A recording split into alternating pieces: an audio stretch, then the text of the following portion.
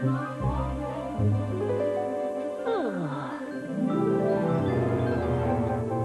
hello. Art Attack is sponsored by Pridstick. This is a spooky art attack. This is my spooky art attack special.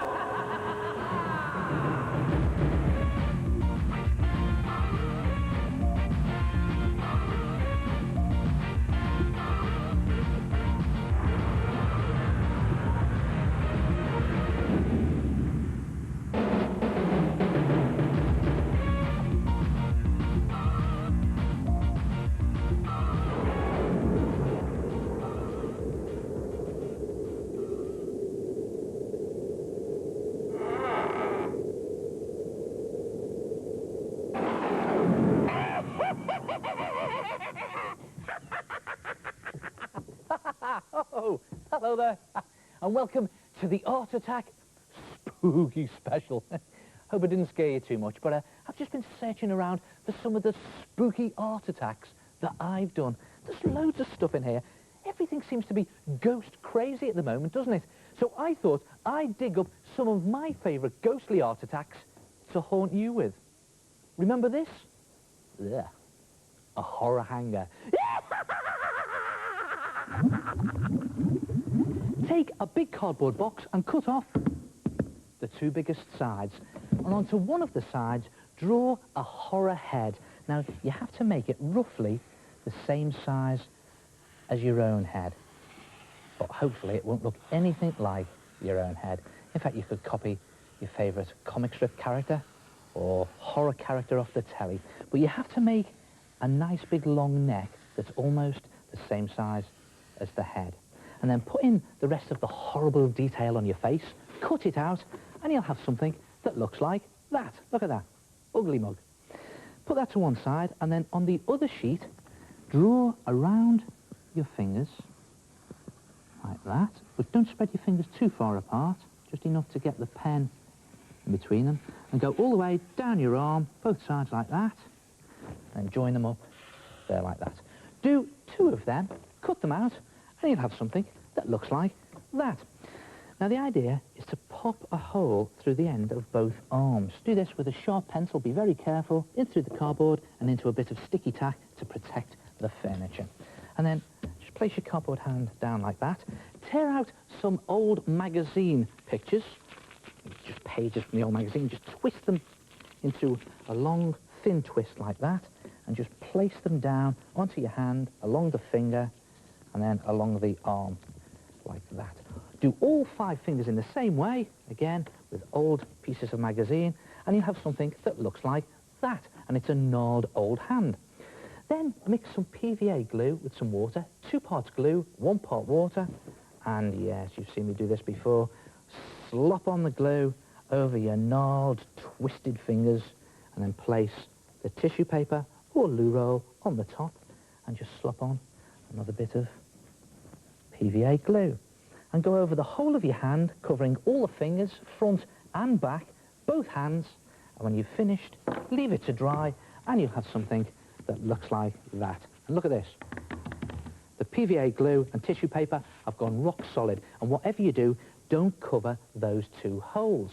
Now, as for the face, what you need to do is build up these facial features into a sort of 3D relief. And the best way of doing this is just tear off clumps of tissue paper or loo roll, and with your fingers, can be a bit messy, but fun to do. Just dip it into your glue like that, shake off the excess, and just position it onto your cardboard and press it into shape. And as you're pressing it, the tissue paper sort of disintegrates into a pulp, and you can just get it into position. It doesn't matter if you go over your design, because the idea is to build up all these facial features with tissue paper, then cover the whole thing in 1 layer of tissue paper, front and back, and when you've finished, you'll have something that looks like that. And as you can see, I've built up all the facial features into a 3D relief, and I've even put a 3D bolt through his neck. And just bring the hands back in, like that, and now it's time to paint them. And you can do this with poster paint or acrylic paint. It's always the good fun bit, this, isn't it? Now make it as horrible as you possibly can, and you can see here I'm just slopping on some gruesome green. And you can take a bit of time doing it, just go over all the fingers, both hands, even do the fingernails, and do the same on your face. Make your face as horrible as you possibly can, put in all the detail, and when it's finished, your face will look something like that. Look at that. And I've done red lips there, I've even put the scar in. Ugh. I've got the eyes, and I've even put some silver pen on here for the bolts. As for the hands, well, I've put the fingernails in, and just through these holes here, I've attached 2 lengths of string. I've tied them to a coat hanger so that they dangle like that. Then, the difficult bit.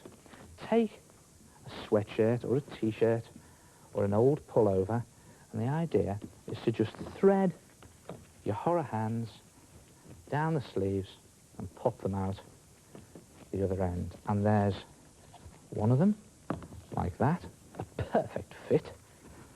And then the other one down the other sleeve, like this. It can be a little tricky to do. It's a bit like getting dressed in the dark using someone else's hands.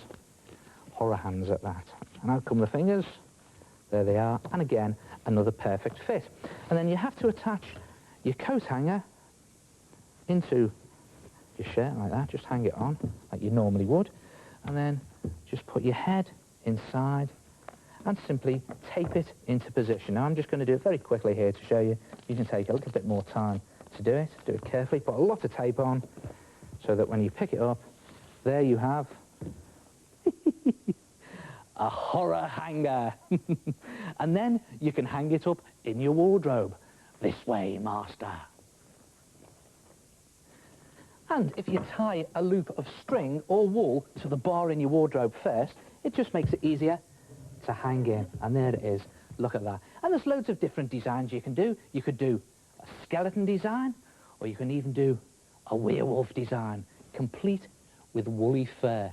Try it yourself. A horror hanger, guaranteed to scare off unwanted intruders.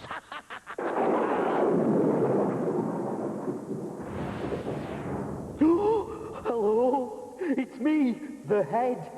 Now, to make those horrible hangers, you just cut out your cardboard shapes, build up the features using magazines, cotton wool or paper, cover them with a layer of toilet roll and PVA mixed with water. When the bits are dry, paint them, and then tie them onto a hanger and scare someone. Ooh.